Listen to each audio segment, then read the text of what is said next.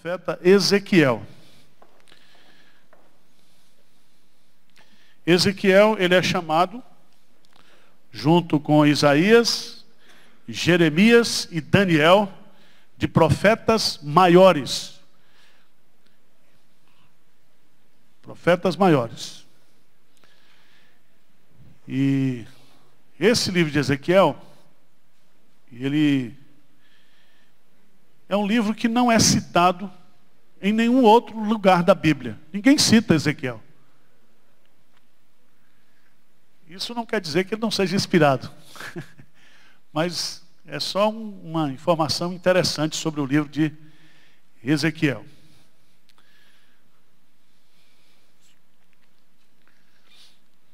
Há muitas informações apocalípticas que estão presentes no livro de Ezequiel, que serão usadas por João lá no Apocalipse. Então, há muitas respostas que Ezequiel pode dar para o contexto de João lá, contexto do Apocalipse. Vamos abrir a Bíblia aí, Ezequiel, capítulo 1.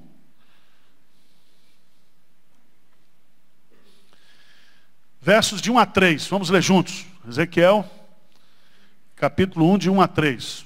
Vamos lá? Aconteceu no 30º ano, no 5º dia do 4º mês, que estando eu no meio dos exilados, junto ao rio Quebar, se abriram os céus e eu tive visões de Deus. No 5º dia do referido mês, no 5º ano de cativeiro do rei Joaquim, veio expressamente a palavra do Senhor a Ezequiel, filho de Buzi, o sacerdote na terra dos caldeus, junto ao rio Quebar. Ali esteve sobre ele a mão do Senhor. No capítulo 2,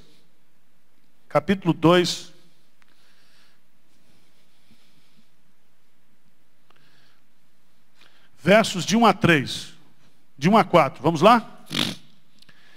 Esta voz me disse: filho do homem, põe-te em pé e falarei contigo. Então entrou em mim o Espírito quando falava comigo, e me pôs em pé, e ouvi o que me falava. Ele me disse: filho do homem, eu te envio aos filhos de Israel, as nações rebeldes que se surgiram contra mim. Eles e seus pais prevaricaram contra mim, até precisamente ao dia de hoje. Os filhos são de duro semblante e obstinados de coração. Eu te envio a eles, e lhes dirás: assim diz o Senhor. Vamos lá para o capítulo 3. Capítulo 3.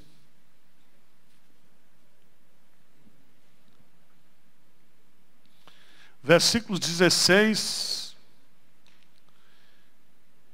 e 17. Vamos ler juntos? Findos os 7 dias, veio a mim a palavra do Senhor, dizendo: filho do homem, eu te dei por atalaia sobre a casa de Israel. Da minha boca ouvirás a palavra e os avisarás da minha parte. Amém. Senhor Deus, nos ajuda, Senhor, a entender a tua palavra, a compreender esse livro de Ezequiel, que nós possamos ter uma visão desse servo do Senhor do passado, que teve um ministério ali entre os cativos, entre as nações pagãs. Que o Senhor nos instrua, que o Senhor fale ao nosso coração. É o que nós te pedimos humildemente em nome de Jesus. Amém. Quem aqui já leu ou estudou o livro de Ezequiel? Fala a verdade. Levanta a mão. Você já leu assim e tal. Alguns livros da Bíblia, para nós, são livros selados. Levítico, por exemplo. Cantares de Salomão. Ezequiel é um dos livros menos lido menos estudado da Bíblia. Calvino, o grande reformador, só escreveu o comentário dos 12 primeiros capítulos. Não continuou. Martinho Lutero tinha dificuldades em compreender o livro de Ezequiel. O livro de Ezequiel, ele é uma mistura de literatura profética e de literatura apocalíptica. O que é literatura profética? Literatura profética é aquela literatura onde o recado de Deus é passado por um profeta, boca de Deus, chamando o povo de Deus a se voltar para Deus, o Deus da aliança, para se arrepender. E a profecia, ela tem o seu caráter histórico e tem o seu caráter intencional.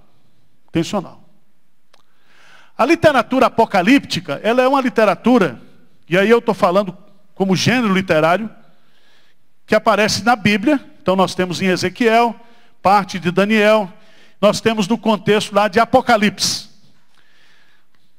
A literatura apocalíptica, ela geralmente ela é produzida no contexto de crise. Então, por exemplo, quando João escreveu o livro de Apocalipse, a igreja estava sendo perseguida pelo Estado romano. Essa perseguição começou com Nero. Por isso que ele é colocado lá naquela ilha, e ali ele recebe as revelações de Deus. Então, naquele contexto de crise, de perseguição, surgiu aquilo que se chama literatura apocalíptica. Essa literatura apocalíptica, ela é uma literatura que trabalha com linguagem simbólica. Porque o objetivo é trazer uma mensagem de esperança para aqueles que estão sofrendo, mas não de uma forma clara, pública.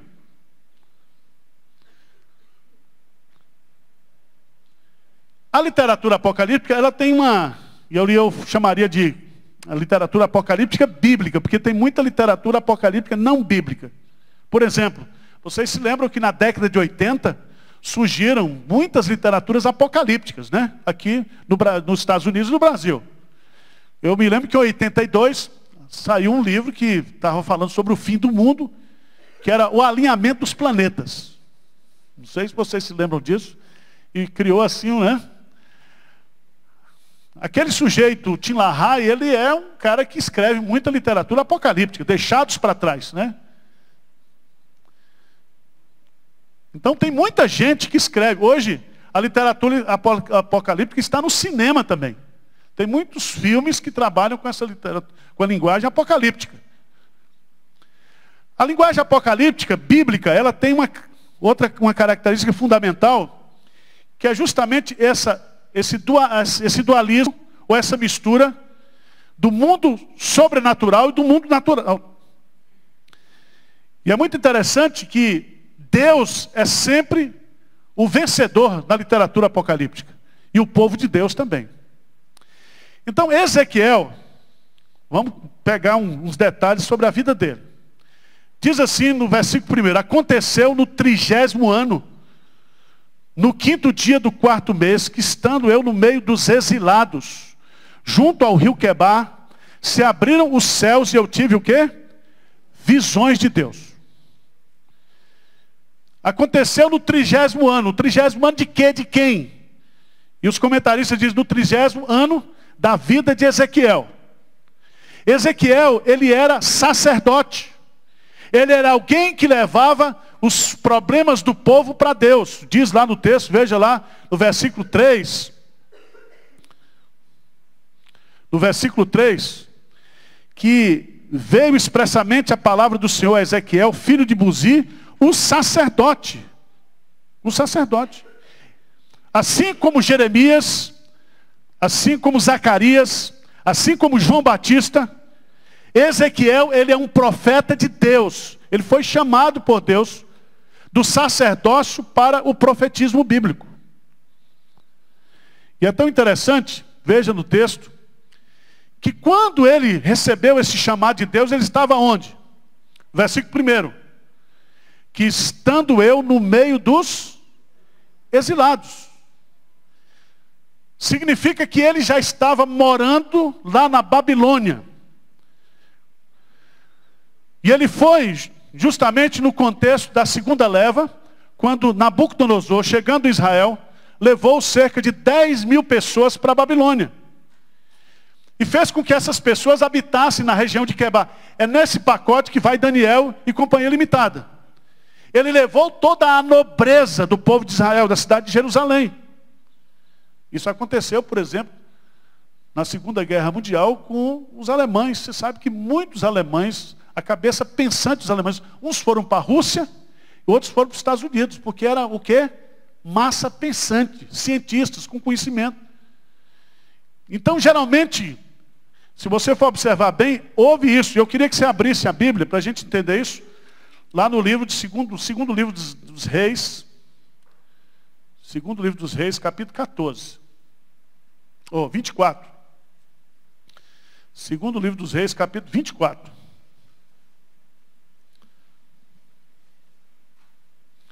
A partir do versículo 10.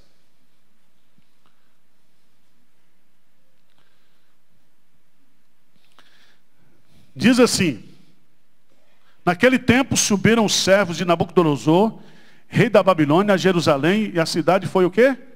Cercada. Nabucodonosor, rei da Babilônia, veio à cidade quando os seus servos a sitiavam. Então subiu Joaquim, rei de Judá, a encontrar-se com o rei da Babilônia. Ele, sua mãe, seus servos, seus príncipes, seus oficiais. E o rei da Babilônia, no 8º ano do seu reinado, o levou o quê? Cativo. Então houve uma rendição do rei Joaquim com toda a sua família. Mas continua o texto. Levou dali, versículo 13, todos os tesouros da casa do Senhor e os tesouros da casa do rei. E segundo tinham dito, o Senhor cortou em pedaços todos os utensílios de ouro que fizeram Salomão, rei de Israel, para o templo do Senhor. Lê junto o versículo 14 comigo, vamos lá? Transportou a toda Jerusalém, todos os príncipes, todos os homens valentes, todos os artífices e ferreiros, ao todo 10.000. Ninguém ficou senão o povo o quê? Pobre da terra. Nesse pacote, Ezequiel foi junto. Certo? Nesse pacote aí. Ele era sacerdote, ele era provavelmente um homem de uma base cultural grande.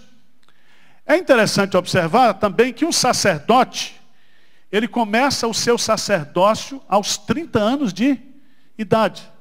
O sacerdote, ele exercia o seu ministério sacerdotal dos 30 aos 50 anos. O profeta Jeremias, ele não foi para a Babilônia, ele ficou e ele contemplou tudo isso. Nós já estudamos a vida de Babilônia. Provavelmente, Jeremias, ele era 20 anos mais velho do que o profeta Ezequiel. Mas o profeta Ezequiel foi morar lá, na Babilônia, com os exilados. O nome Ezequiel significa Deus fortalecerá, ou Deus é a nossa força e a nossa fortaleza.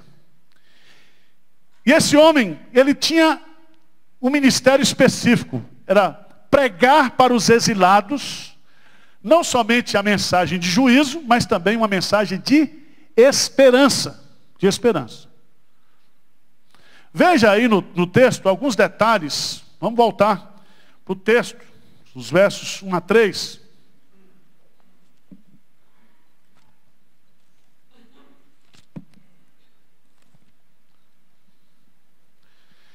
Aconteceu no 30º ano, no 5º dia do mês 4, estando eu no meio dos exilados, junto ao rio Quebá, se abriram os céus e eu tive o quê? Visões de Deus. Então, Ezequiel vai ser esse profeta visionário. Na língua hebraica, é a palavra vidente. Vidente. É interessante você observar alguns detalhes sobre esse assunto. O seu nome, Deus fortalece ou fortalecido pelo Senhor. 30 anos ele começou o seu ministério. Ele foi contemporâneo de Jeremias, que era 20 anos mais velho do que eu. E ele também foi contemporâneo de Daniel. De Daniel. Qual é o tema-chave desse livro? Tema-chave: reverência pelo nome e pela glória do Senhor. Abra sua Bíblia no capítulo 6, versículo 7. 6, 7. Esse é o verso-chave, o versículo-chave para você entender a mensagem profética de Ezequiel. Ezequiel 6, 7.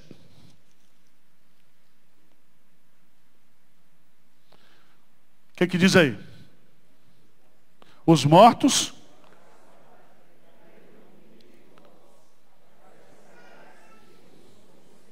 então preste atenção.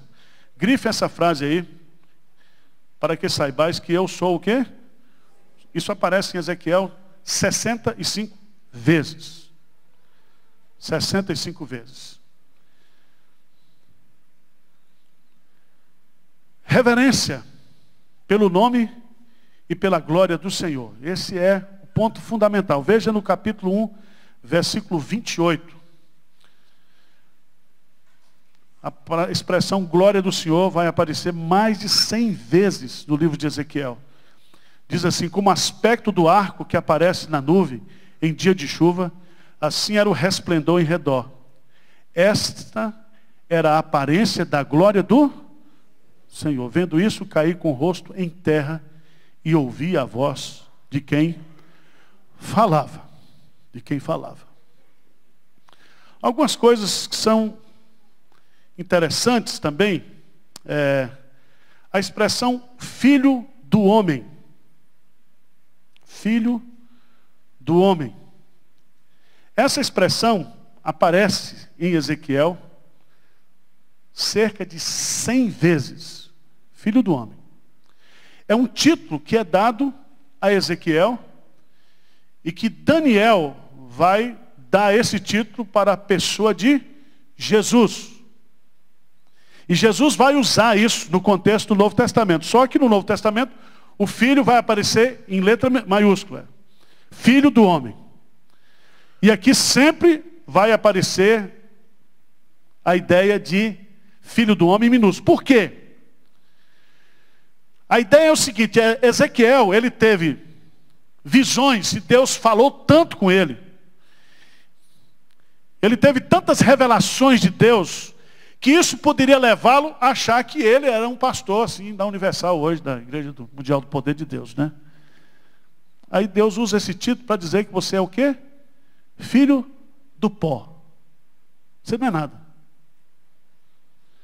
Filho do homem é a expressão que Deus usa para dizer: Ezequiel, eu vou usar você, você vai ser o porta-voz da minha palavra, você vai ter muitas visões, mas você é o filho o quê? Do homem. Filho do homem. A expressão no hebraico é Ben Adam, filho do homem. Você veio do pó, volta para o pó, você é pó. Mas eu vou usar você.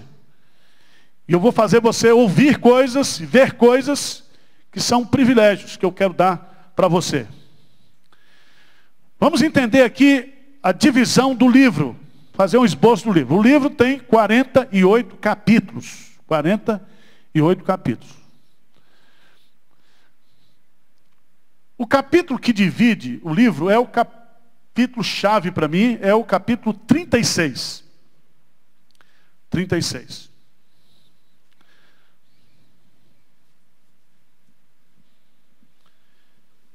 Esse capítulo 36, depois nós vamos chegar nele. É o capítulo que começa a falar sobre a restauração de Israel. Mas vamos lá. Uma divisão em 4 partes do livro. Capítulos de 1 a 3 é o chamado do profeta. Chamado do profeta. E é um chamado em 4ª dimensão. É como aquele cinema que tem por aí, que você entra, porque o cara viu querubins, serafins, viu coisas indescritíveis. Ele teve realmente assim uma experiência fantástica, que o pobre do Jeremias não teve nada disso, foi na seca. Mas aqui foi um negócio, né, em 4ª dimensão. Os versos de 4 a 24 fala da invasão e da queda de Jerusalém. Versos 25 a 32, você tem o juízo de Deus às nações. São 7 nações. Amon, Moabe, Edom, Filistia, Tiro, Sidom e Egito. E os versos 33 a 48, que é a última parte do livro, você tem a restauração de Israel. E aí uma coisa que nós precisamos entender é que quando Ezequiel vai fazer a sua profecia, e ele vai usar o termo Israel na segunda parte do seu livro, ele não está falando de Israel só o reino norte ou o reino sul. Ele está falando do Israel de Deus. Ele já está juntando aqui aquilo que foi dividido. Ele já está falando aqui do Israel numa perspectiva espiritual futura. Nós vamos ver aqui alguns detalhes do texto de Ezequiel para você compreender. O que é que mais tem aqui de interessante para a gente observar no sentido geral do livro? Esse Ezequiel, ele foi casado, tá? Casado. Vamos ver lá no capítulo 24. Casado. E a vida desse pessoal que foi lá, dos exilados, não foi uma vida tão ruim não, gente. Eles foram morar na beira do rio. Cada um tinha a sua própria casa. Inclusive o profeta, que profeta sempre é duro.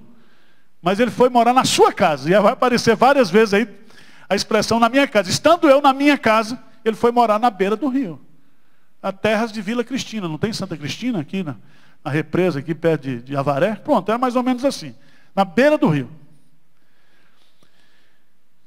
Veja lá, no capítulo 24, diz que ele é casado. E a mulher dele vai morrer, fica viúvo. Mas usa uma expressão bonita. O que é que diz lá? 24:15. Ezequiel, capítulo 24, versículo 15.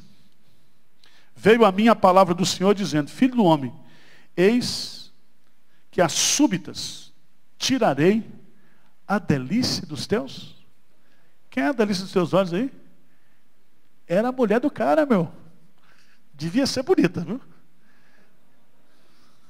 Devia ser bonita.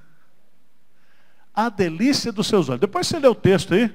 E ele vai tirar o quê? Subitamente. Ele vai ficar viúvo. Ele vai perder a sua esposa. Porque profeta sofria, porque quando Deus queria ilustrar a infidelidade de Israel, usava a vida do profeta. Foi assim com o profeta o quê? Oséias. O profeta Oséias. O profeta encarnava a mensagem. Ele não somente falava a mensagem, pregava a mensagem, mas a mensagem muitas vezes era encarnada pelo profeta. Ou através da vida, ou através de símbolos, de metáforas que o profeta vai usar. Aí tem algumas que não dá tempo a gente entrar nessas metáforas todas aí. O profeta Ezequiel, ele profetizou durante 22 anos. 22 anos, lá entre os exilados. Ele só veio a Jerusalém por espírito. Certo? Ele só veio assim em 4ª dimensão. Deus trouxe ele em espírito, mas ele não veio fisicamente, geograficamente. Quem ficou lá em Jerusalém, quem foi? Jeremias. Jeremias que presenciou tudo. Jeremias que sentou lá e compôs aquele cântico de lamento de Jeremias. Jeremias, ele foi uma testemunha ocular de tudo que aconteceu. Ezequiel foi embora. E Deus vai usá-lo lá entre os exilados para trazer uma mensagem de esperança. De esperança. Vou fazer um link aqui com o Jeremias capítulo 29. Vamos lá para Jeremias 29. Porque o sofrimento desses exilados foi o sofrimento. Qual foi o sofrimento principal deles? Foi o fato deles serem tirados da terra dele. Foi o fato do templo ter sido destruído. Mas do ponto de vista material, do ponto de vista de bênçãos materiais, Deus ainda supriu as necessidades do povo dele. É como nós hoje, nós somos uns crentes merreca, somos uns crentes infiéis, e Deus não suspende a providência dele da nossa vida. Certo? Ser todo bonitão, perfumado, tem casa para morar, tem carro para vir para a igreja. Mesmo sendo um crente assim, sem vergonha, como eu. Por isso que bênçãos materiais, não dá para você usar isso para mensurar o quê? Bênçãos espirituais. Que o sujeito pode estar indo bem demais e ir para o inferno. Mas Deus nunca desampara o seu povo, irmão. Nunca. Veja lá, Jeremias capítulo 29. A partir do versículo 4. Essa carta foi escrita por Jeremias. Veja lá no capítulo 29. A carta de Jeremias aos cativos da Babilônia. Jeremias estava onde? Jerusalém. Ezequiel que estava lá, na Babilônia. E ele escreve a carta, e ele vai dizer no versículo 4, assim diz o Senhor dos Exércitos, o Deus de Israel, a todos os exilados que eu deportei de Jerusalém para a Babilônia. Quem foi que deportou? Hein? Deus. Você acha que, quem foi que permitiu que o avião da Chapecoense caísse? Foi o erro do cara? Esse cara estava errando há muito tempo. Trambiqueiro, trouxe o time da Argentina aqui, olha. Se a gente não gostasse de Argentina, né? É uma irresponsabilidade tremenda, irmãos. É muito fácil ficar discutindo agora com Deus, mas o cara está fazendo isso. Na aviação civil, o sujeito tem que ter pelo menos 30 minutos de voo. Combustível para voo, para essas situações de emergência. Ele caiu porque faltou combustível. Faltou combustível, faltou energia. O avião caiu. 500 mil reais o preço do voo. Se botasse os 70, pagando 2 pau por mês e fosse de Avianca, ficava mais barato e ninguém morria. Mas a culpa é de Deus, né? Todo mundo agora quer discutir esse assunto. Teologicamente, se quiser discutir, não vamos discutir. Deus, ele está no controle de todas as coisas. Nada cai, nada se levanta, se não for pela permissão, o quê? De Deus. Agora, vamos lá para o texto. Vamos voltar para o texto de Jeremias. Né? Veja no versículo 5. Edificai casas, habitai nelas, plantai pomares, comei o seu fruto, tomai esposa, gerai filhos e filhas, tomai esposa para vossos filhos, dai vossas filhas a maridos, para que tenham filhos, filhas, multiplicai-vos, aí não diminuais, procurai a paz da cidade para onde vos desterrei, e orai por ela ao Senhor, porque na sua paz vós tereis o quê? Paz. Agora vamos lá para o Salmo 137. Salmo 137. Esse povo de Israel parece comigo e com você. Ô povo sem vergonha. Porque quando o povo estava na pátria, ninguém cantava. Depois que foi desterrado, eles começam a ter o quê? Saudades da pátria. O problema não foi esse exílio aqui dessa turma que foi desterrada. Veja lá no Salmo 137. As margens do rio da Babilônia, é o mesmo onde eles estavam. O texto é o mesmo. A geografia é o mesmo. Assentávamos e chorávamos, lembrando-nos de Sião. Nos salgueiros que lá haviam, pendurávamos as nossas harpas. Pois aqueles que nos levaram cativos nos pediam canções. E os nossos opressores que fôssemos alegres, dizendo, entoai alguns dos cânticos de Sião. Veja bem, os caras pediam até música. Certo? Os babilônicos trataram bem. Veja que Deus, na sua providência, cuidou do povo, mesmo deportando para o exílio. Mas eles disseram, como porém haveríamos de entoar o canto do Senhor em terra estranha? Se eu de ti me esqueceu, ó Jerusalém, que se resseque a minha mão direita. Agora veja o carinho que eles tinham pelos babilônicos. 8.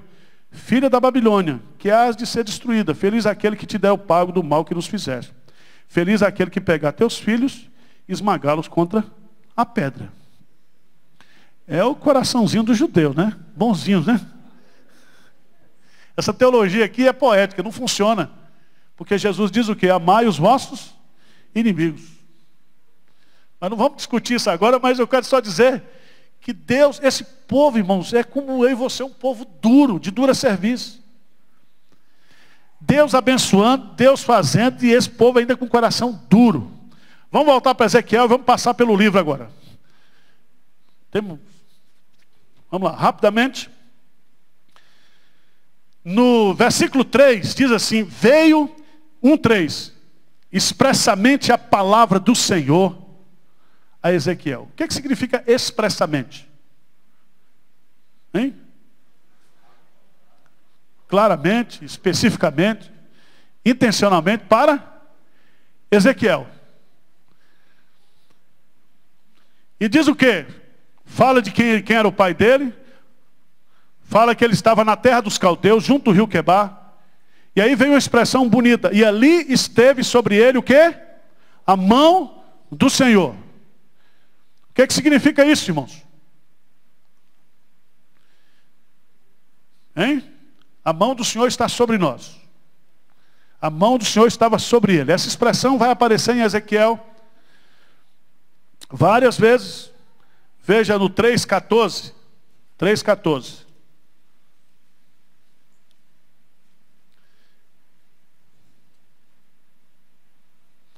Então, vamos lá, 3,14. O Espírito me levantou e me levou. Eu fui amargurado na excitação do meu espírito. Mas a mão do Senhor se fez muito forte.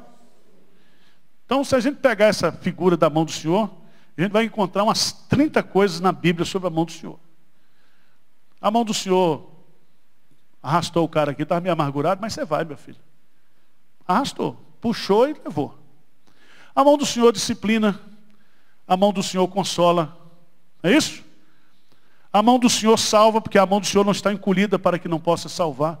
A mão do Senhor aparece, essa metáfora, diversas vezes para mostrar a providência de Deus na vida do seu povo. Se você for para Neemias e Esdras e diz assim, e a boa mão do Senhor estava comigo, ou conosco. A boa mão do Senhor é a providência de Deus. É o agir de Deus em seu favor, em nosso favor. A boa mão do Senhor. Vamos lá.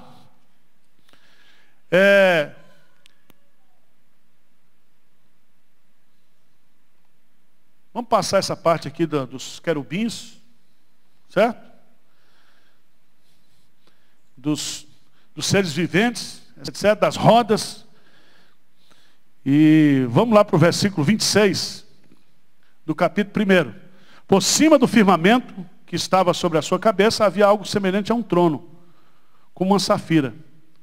Sobre esta espécie de trono estava sentada uma figura semelhante a um homem. Você põe do lado aí, porque não vai dar para a gente comparar agora. Apocalipse capítulo 4. Você vai ter essa mesma descrição quando João ele é levado aos céus, abre uma brecha do céu e João começa a ver. E a primeira coisa que ele vê é o trono. E ele vê alguém sentado no trono. Certo? E ele vai entender aqui que isso significa o quê? Esse negócio de trono. A soberania de Deus. No ano em que morreu o rei Uzias, eu vi o Senhor assentado no alto e sublime trono. O trono de Israel está vazio, mas o trono da história, o Senhor continua o quê? Reinando. Ele é rei sobre todos os reinos. Diz amém aí, por favor. Então, nós temos o governo que merece. Merecemos. Temer. Mas pior está os Estados Unidos com Trump. Tudo com T, não é isso? E o baixinho lá da Coreia do Norte? Que presidente.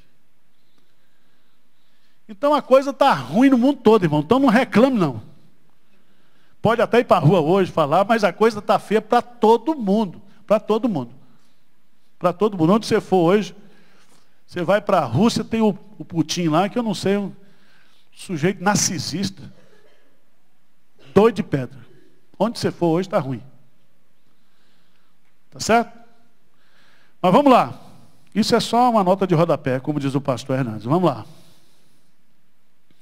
Vamos caminhar. Capítulo 2. Capítulo 2. Versículo 1. Esta voz me disse, filho do homem, põe-te em pé e falarei o quê? Contigo.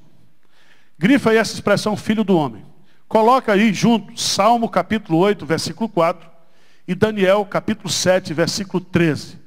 Esses 2 versículos vão fazer a aplicação de que o Filho do Homem é um título de quem? De Jesus. E Jesus, ele exerceu, enquanto ele esteve nesse mundo e exerce até hoje, os 3 ofícios. Quais são os 3 ofícios? Sacerdote, profeta e rei. E aqui, o Filho do Homem aqui aplicado a Ezequiel, pelo menos 2 ofícios ele tem.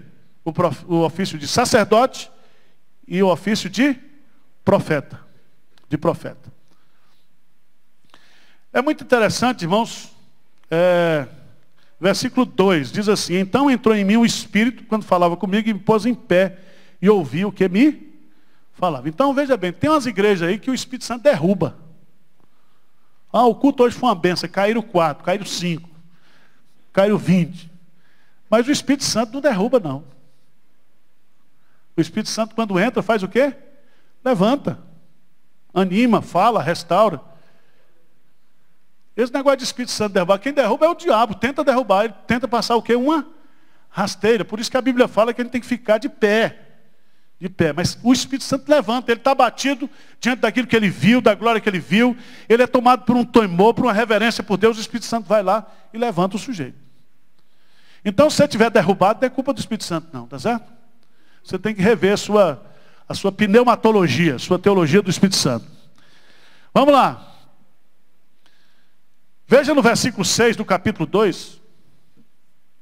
Veja que Deus já dá aí o bizu para o cara, para o profeta. Olha, é o seguinte, você vai ser profeta, você vai ter o Espírito Santo, seu nome é Deus te encoraja, Deus te faz forte, mas o povo que você vai pregar não presta. Veja lá.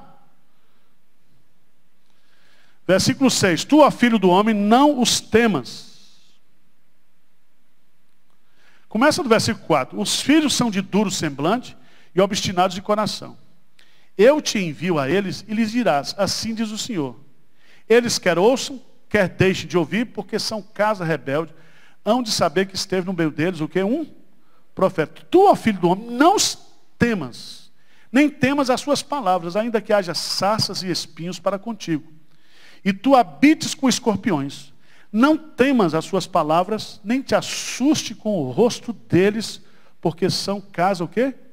Rebeldes. Tu lhes dirás as minhas palavras, quer ouçam, quer deixem de ouvir, pois são o quê? Rebeldes. Aí vai entrar aqui uma figura que é usada aqui em Ezequiel. Não vai dar tempo para passar em tudo, mas veja no final do capítulo 2, diz assim, versículo 10, estendeu-o diante de mim, e estava escrito por dentro e por fora nele, estava escrito lamentações, suspiros e ais. Ainda me disse, filho do homem, come o que achares. Como este rolo, vai e fala a casa o quê?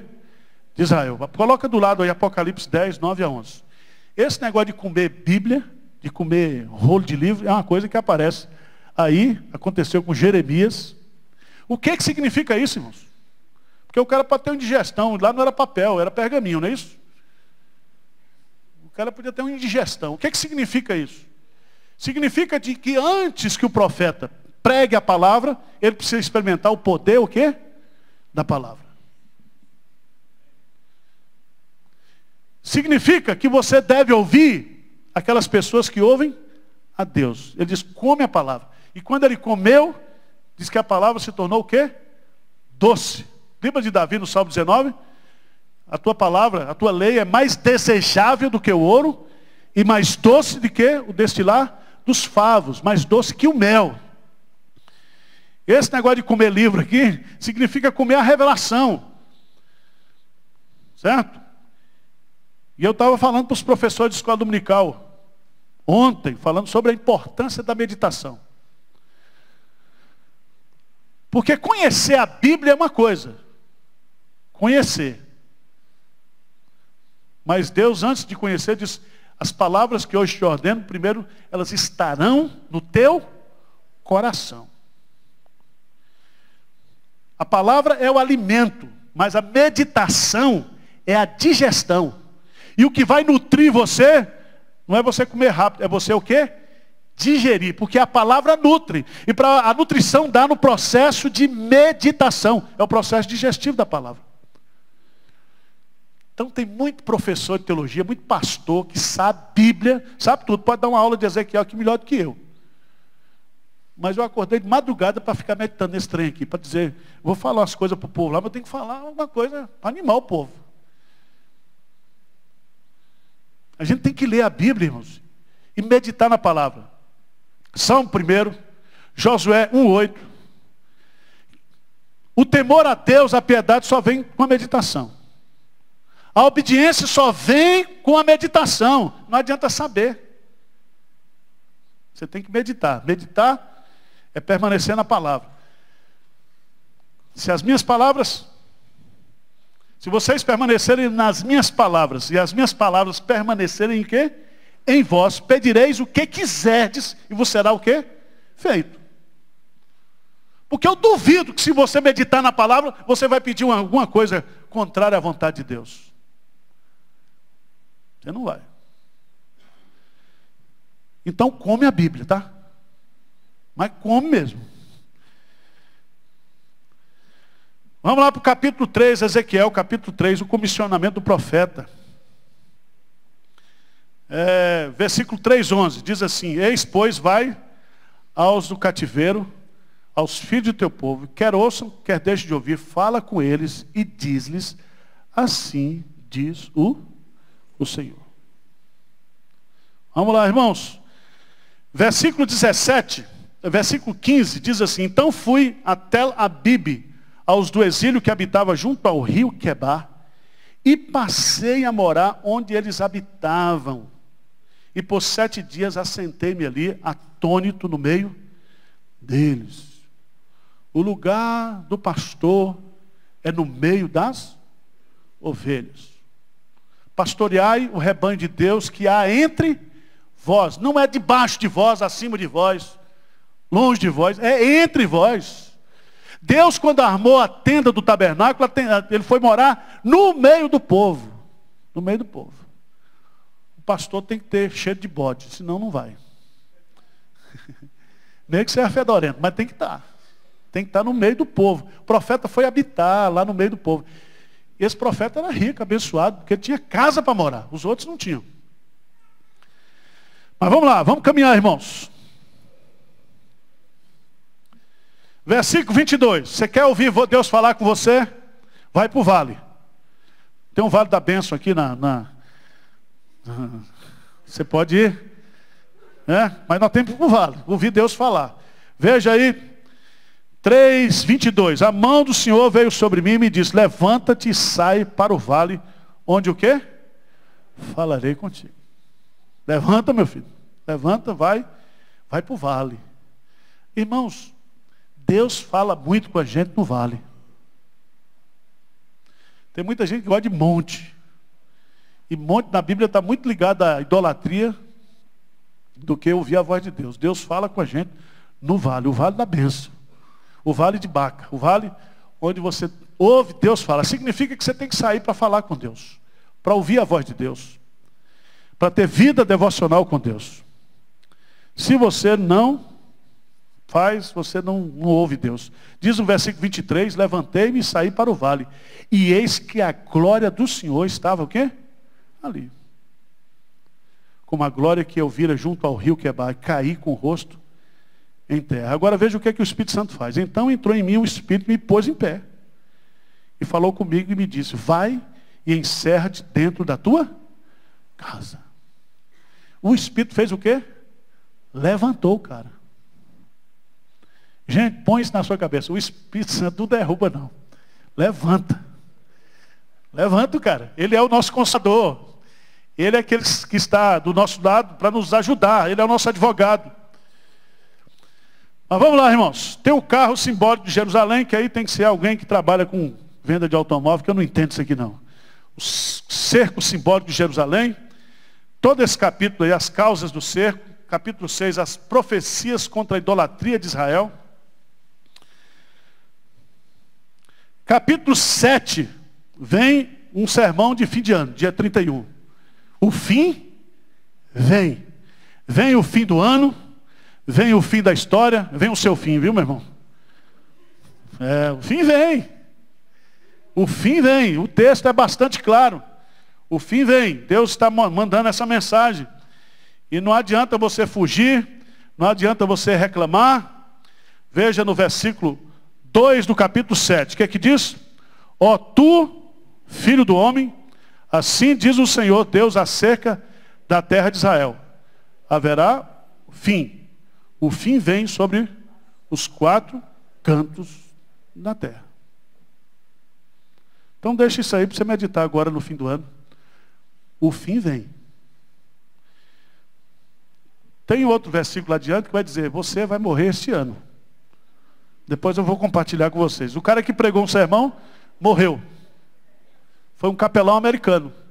Ele pregou um sermão nesse texto, que diz assim, você vai morrer este ano. E ele morreu. Não é praga não, viu, gente? É porque a gente está nesse ambiente da Chapecoense, então... Vamos lá, Ezequiel capítulo 8, as abominações de Jerusalém, os castigos, a visão, capítulo 10, a visão das brasas de fogo.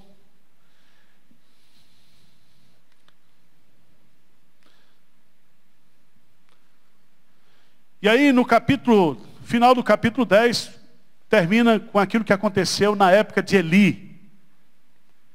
A glória de Deus, o quê? Abandona o templo. Icabode, foi-se a glória de Israel. Tudo isso por causa do quê? Do pecado do povo. Qual é o maior castigo para o povo, irmãos? Para nós? É Deus o quê? Desistir de nós. Por isso que Moisés disse, se a tua presença não for conosco, não nos faça sair deste lugar. Irmãos, capítulo 11, vem os juízos de Deus sobre os chefes do povo. Capítulo 12, o profeta descreve o cativeiro. Capítulo 13, a profecia contra os falsos profetas. Preste atenção que lá na Babilônia já tinha os falsos profetas. E os falsos profetas diziam para o povo de Israel, olha gente, esse negócio de 70 anos, isso é conversa fiada de Jeremias, isso é conversa fiada de Daniel, isso é conversa fiada de Ezequiel. Então Ezequiel vai morar lá justamente para combater os falsos, o quê? Profetas. E capítulo 13, Deus vai fazer uma profecia contra os falsos profetas. Não é Ezequiel não. Veio a mim a palavra do Senhor dizendo, filho do homem, profetiza contra os profetas de Israel, que profetizando, exprime, como dizes, o que eles veem do coração. Ouvi a palavra do Senhor. Sabe essas igrejas que o pastor diz assim, Deus está me dizendo que aqui nesse ambiente tem pecado. Não sei. Deus está me dizendo que aqui tem doente, dor nas costas. Aí a veiarada vai levantar todinha aqui. Deus está me dizendo que aqui tem problema financeiro. Isso aí, meu irmão, isso aí é... Tá certo? Então tem que tomar cuidado com isso, porque isso aí é jogada. Deus hoje nos fala pela sua palavra. Outro dia uma irmã foi orar comigo no culto de oração. Falou, pastor, irmã nova, eu quero profetizar sobre a sua vida. Eu falei, minha irmã, só coisa boa, pelo amor de Deus. Aí ela falou umas coisas, tudo coisa boa. Aí eu orei com ela, né? Participei e tal. Aí depois que terminou, eu falei, minha irmã, veja bem, tudo que você profetizou aqui, está na Bíblia. Então, se você quer profetizar na vida de uma pessoa hoje, lê a Bíblia para a pessoa. Isso é profetizar.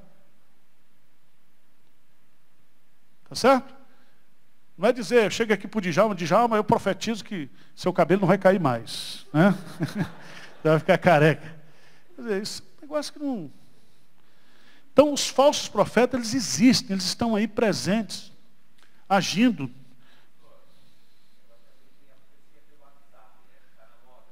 Profecia pelo WhatsApp. Eu não recebi essa ainda não, mas...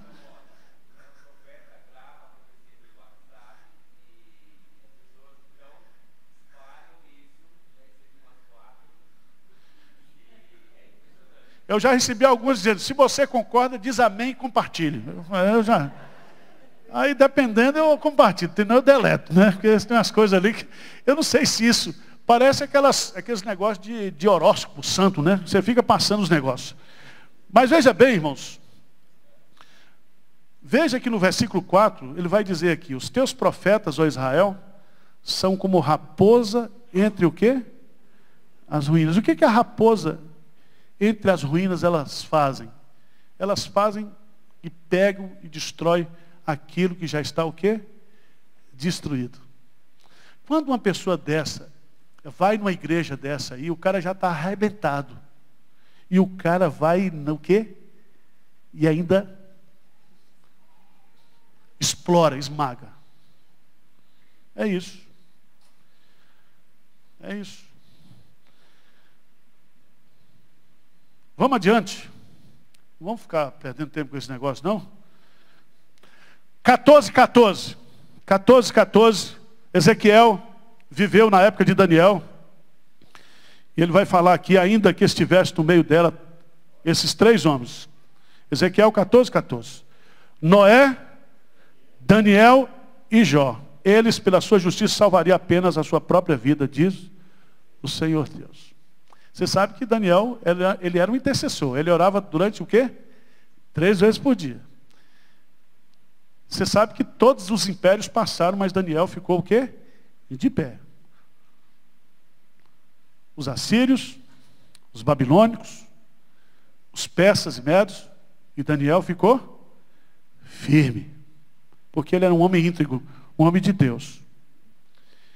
E tem muita gente que diz, olha pastor, por isso que nós temos que entrar na política, porque Daniel era um político. Olha, há divergências, há controvérsias, porque Daniel não era deputado, não era senador, ele foi levado o quê? Cativo para a Babilônia. Então, se você quiser entrar na política, você não usa Daniel, pelo amor de Deus, que a sua exegese está furada. Certo? Vamos lá. Vamos adiante. Esse capítulo 16 de Ezequiel é para você ler em casa, porque ele faz uma descrição aqui, usando a figura de uma mulher adúltera, uma vadia. E Deus vai chamar Israel de uma mulher assim. Depois você lê em casa, que o texto é pesado, você tem que ler sentado, com um chá de camomila do lado. É grande o capítulo.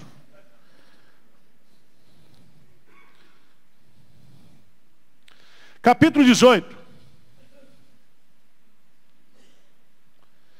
Capítulo 18. Havia um ditado em Israel. Os pais comeram uvas verdes e os dentes dos filhos é que se embotaram. Então veja bem, filho de crente não é crentinho. Pecado de pai, o filho não paga, tá? E pecado de filho, o pai não paga também. Veja o que é que diz aí, versículo 4 do capítulo 18. A responsabilidade é pessoal. Eis que todas as almas são minhas, como a alma do pai, também a alma do filho. É minha. A alma que pecar, essa morrerá. Ou seja, cada alma responde individualmente diante o quê? De Deus. Então, não existe esse negócio de maldição hereditária, tá? Não existe. Todas as nossas maldições, se você é crente, mesmo que você chama Maria das Dores, Maria do Socorro, todas as maldições Jesus Cristo já levou. Ele se fez maldito em nosso lugar. Então, quem está em Cristo não tem maldição nenhuma. E lembre-se que maldição na Bíblia, a fonte de todas as maldições na Bíblia é Deus. Não é o diabo que amaldiçoa. É Deus. Desde o Éden, tá?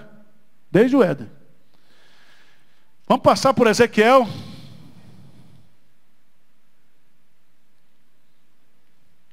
Versículo 32, grifa esse versículo aí. Porque não tenho prazer na morte de ninguém, diz o Senhor Deus. Portanto, convertei-vos e vivei. A parábola do leão enjaulado, tem várias parábolas aí, não dá para, irmãos, eu vou correr aqui. Porque tem alguns textos aqui que eu acho que são interessantes. Aí vem, a partir do capítulo 24, versículo 24, vem a viuvez do profeta Ezequiel. Então ficou como o pastor Nizam, viúvo. Aí vem as profecias contra as 7 nações, até o capítulo 33. Capítulo 33, vem a figura do atalaia. O que era o atalaia? O atalaia era aquela pessoa que vigiava, certo? Que vigiava em cima do muro para ver se o inimigo vinha, certo? Então o atalaia era o responsável para dizer: o inimigo está se aproximando, né? Ou não, ele avisava o perigo. Essa figura do atalaia, o apóstolo Paulo vai usar lá em Atos capítulo 20, para falar para os presbíteros da igreja de Éfeso. E ele vai dizer que papel de presbítero também é papel de atalaia. E ele vai falar lá em Atos capítulo 20, ó, toma cuidado, porque depois da minha saída, surgirão o quê?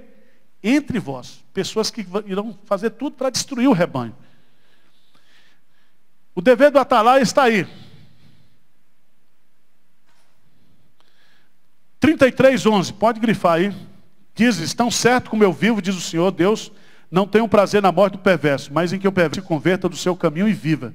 Convertei-vos de vossos maus caminhos, pois por que haveis de morrer, ó casa de Israel? Eu não tenho prazer, então se converta. Se volte para mim. Mas Jesus diz para os fariseus: mas vós não quereis vir a mim para terdes o quê?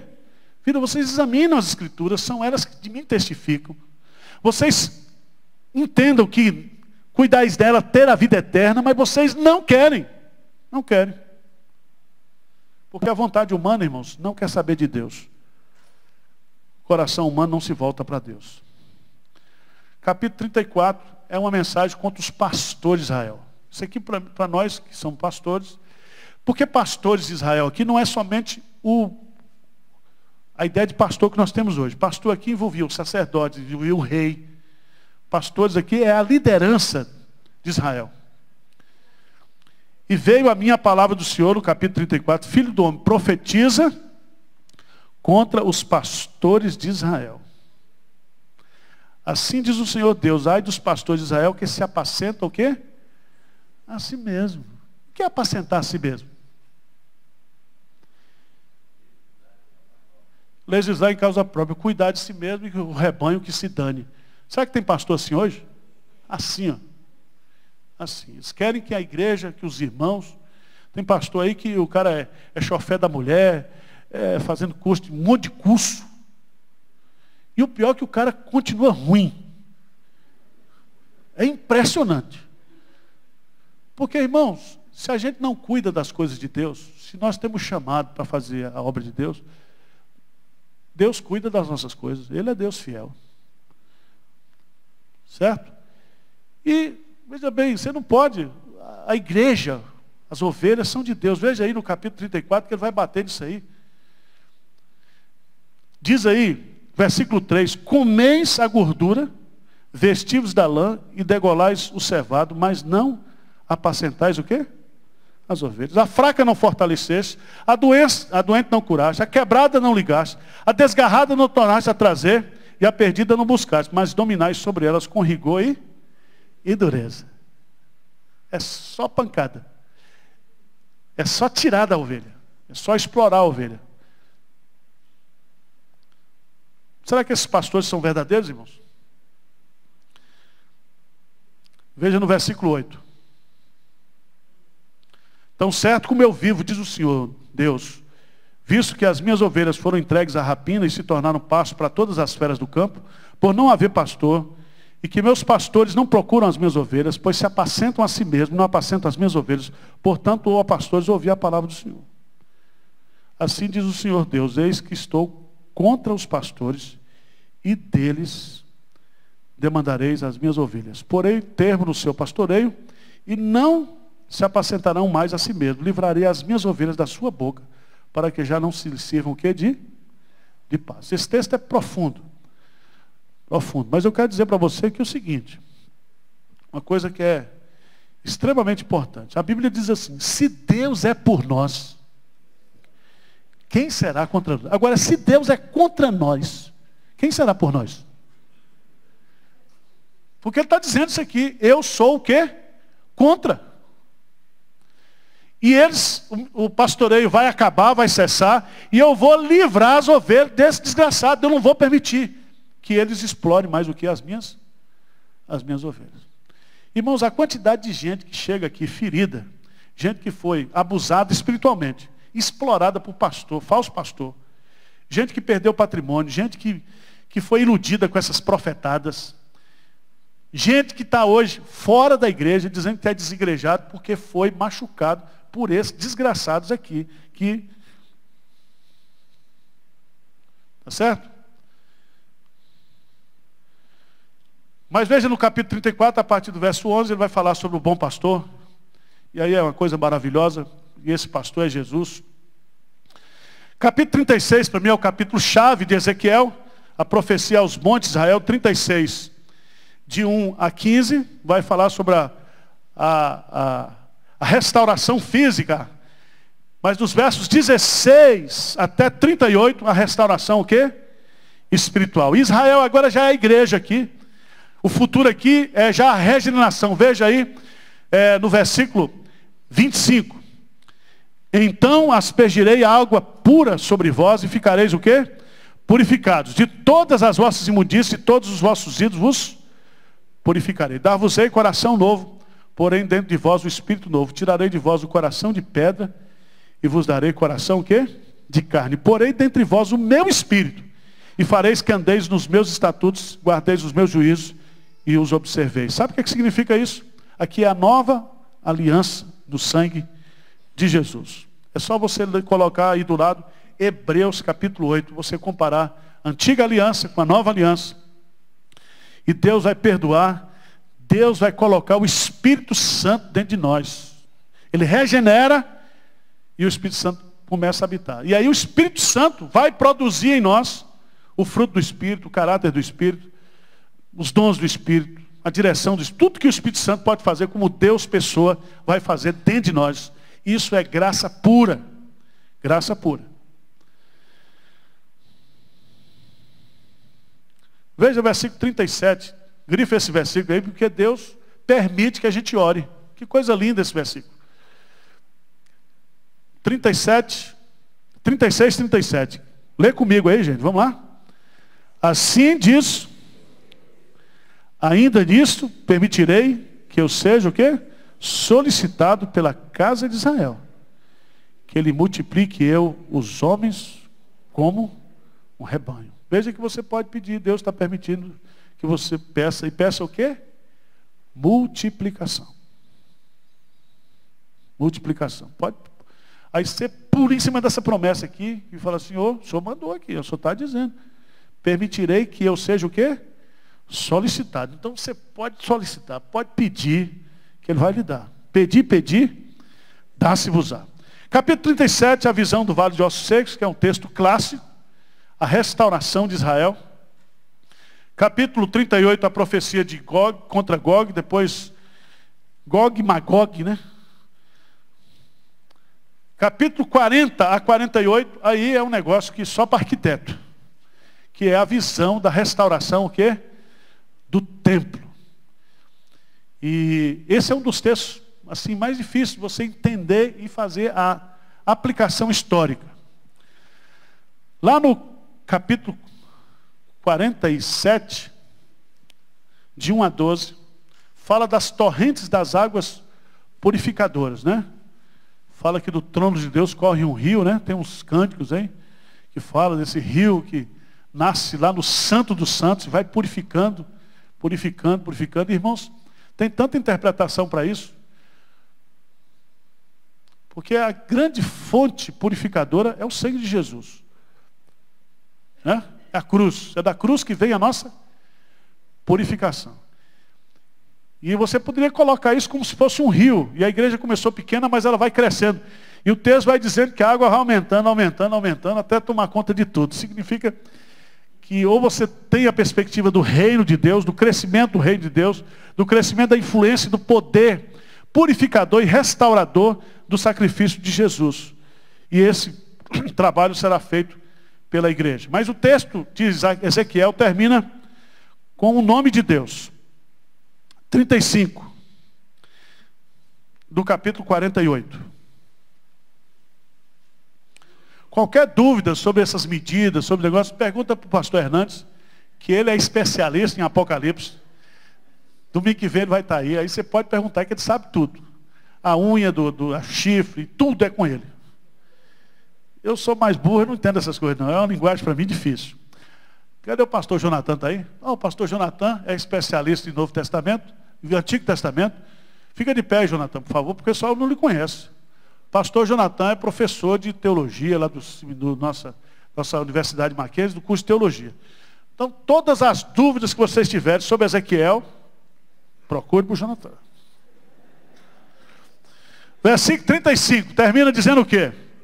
18 mil côvados em redor e o nome da cidade desde aquele dia será o quê? O Senhor está ali. Coloca aí do lado, né, o texto de Apocalipse capítulo 21, porque o céu vai ser nós com Deus, né? E Ele habitará conosco, nós habitaremos com Ele para sempre. Na casa de meu pai há muitas moradas. Se não fosse assim, não vos teria dito. Vou preparar-vos lugar. Porque quando estiver tudo bem, eu voltarei para buscar vocês. Porque o meu prazer é que onde eu esteja, estejais o quê? Vós também. Então céu não é só lugar. Céu é companhia. Céu é estar com Cristo. É estar no paraíso? Tudo bem, geograficamente. Mas o que vai caracterizar o céu é nós estarmos na presença de Deus para sempre. Amém? Irmãos, terminei aqui. Faltam 20 minutos. Vamos fazer uma oração. Não faça pergunta não, que eu fico com medo de responder. Então, pastor Júlio vai fazer uma oração aqui. Amado Deus, muito obrigado, Pai, por este dia que o Senhor tem preparado para cada um de nós, Pai. Obrigado, Pai, pelos teus ensinamentos, Pai. Obrigado, Pai, pelo milagre da cruz, Pai. Obrigado, Pai, porque o Senhor tem colocado, Pai, em cada um de nós, em cada um daqueles que te buscam, Pai, com o coração, com o nosso espírito, Pai. O Senhor tem colocado um coração de carne, Pai amado. Obrigado pelo teu Santo Espírito que habita em cada um de nós, Pai. Nós te pedimos, Pai amado, nesta manhã, Pai, que o Senhor continue falando conosco, Pai. Que o Senhor, Pai, seja colocando fome e sede, não apenas pelo estudo da Tua Palavra, sino também, Pai, para que nós possamos, Pai, experimentar, Pai, com as nossas testemunhas, com os nossos atos, Pai, no nosso dia a dia, Pai, o Teu amor, Tua graça que nos sustenta, Pai amado. Pai, obrigado por este dia, Pai. Obrigado porque o Senhor é bom e as Suas misericórdias, Pai, são renovadas a cada dia, Pai. Obrigado, Pai. E coloca, Pai, esse mesmo caráter, Pai, do Ezequiel, Pai. Que nós possamos ser mensageiros da Tua Palavra, Pai, em cada uma das nossas vidas, nas nossas famílias, nos nossos trabalhos, na congregação, Pai. Nós oramos, Pai, em nome de Jesus. Amém.